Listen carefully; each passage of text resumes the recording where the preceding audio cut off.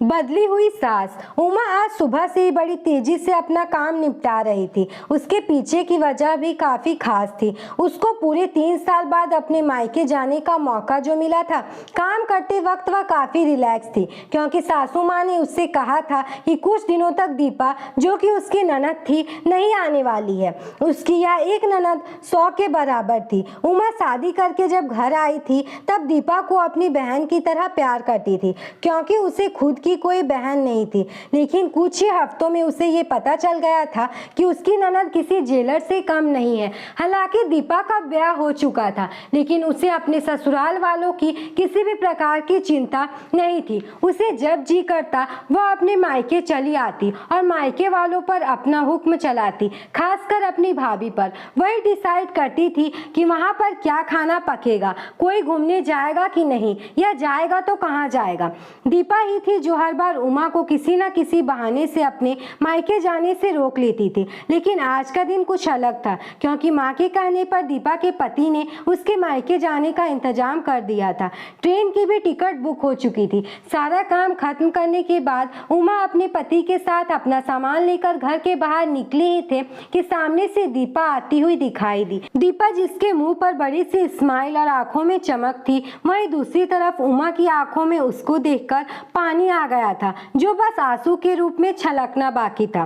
भैया भाभी के पास आकर दीपा ने कहा, क्यों भैया, कहाँ चले? अपनी पत्नी के साथ सैर सपाटा करने के लिए? अपनी बहन को भूल गए क्या? दीपक ने कहा, कहीं सैर सपाटा करने नहीं, तुम्हारी भाभी को मायके छोड़ने जा रहा हूँ। अच्छा, मैं आई और भाभी जाएगी? क्या आपकी पत्नी को मेरा आना पसंद नहीं है? दीपा ने भाई भाभी को टोंट मारते हुए कहा।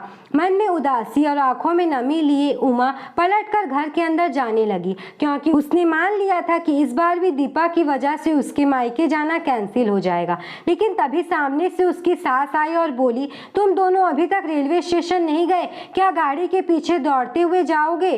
दीपा बीच में टपकते हुए, ये क्या कर रही हो माँ? मैं आई हूँ और अब भाभी को मायके भेज रही हो?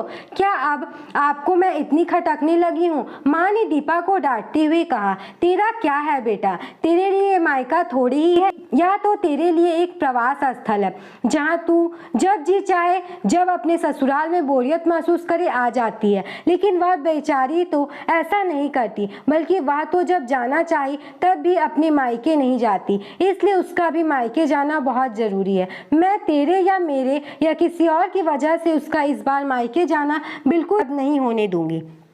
पहले यह बता, तू कुछ दिनों के लिए नहीं आने वाली थी ना, फिर कैसे आ गई? मैंने तो ऐसे ही कह दिया था। मैं देखना चाहती थी कि मेरे ना आने से भैया खुश होता है कि मुझे बुलाता है।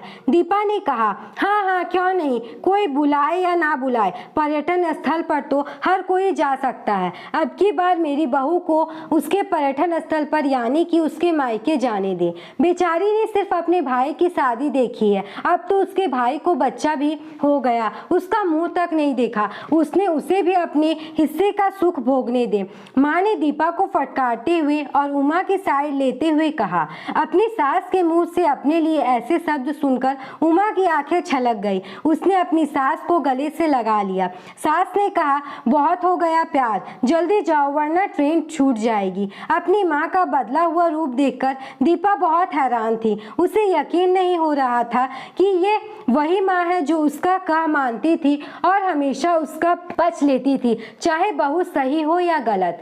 वही माँ अपने मन में अपनी उस दोस्त को धन्यवाद दे रही थी जो कुछ दिनों पहले उसके घर आई थी और कुछ दिन रही थी और जाते जाते उसकी आंखें खोल गई थी। सहेली ने उन्हें बताया था कि वह अपनी बेटी का मोह छोड़ दे, वरना अपने बहू और बेटे के मन में अपनी इज्जत खो देगी। बिना सोचे समझे, बिना अच्छे बुरे का विचार किए हर फैसला सिर्फ अपनी बेटी के हिसाब से लेना सही नहीं है। रेलवे स्टेशन पर ट्रेन के डिब्बे में बैठी उमा के चेहरे पर एक बहुत प्यारी मुस्कान थी, जिसे देखकर दीपक को महसूस हुआ कि वह प्यारी मुस्कान है जिसे उसने 3 सालों से देखी नहीं थी। सच तो यही है कि मायका महिलाओं के लिए पर्यटन स्थल ही होता है, जहां वह अपने ससुराल की सारी चिंताएं, टेंशन भूलकर कुछ दिन आराम से रह सकती है। दोस्तों, ये वीडियो कैसा लगा कमेंट करके जरूर बताइएगा। अगर वीडियो पसंद आया तो वीडियो को लाइक करना बिल्कुल नहीं भूलिएगा।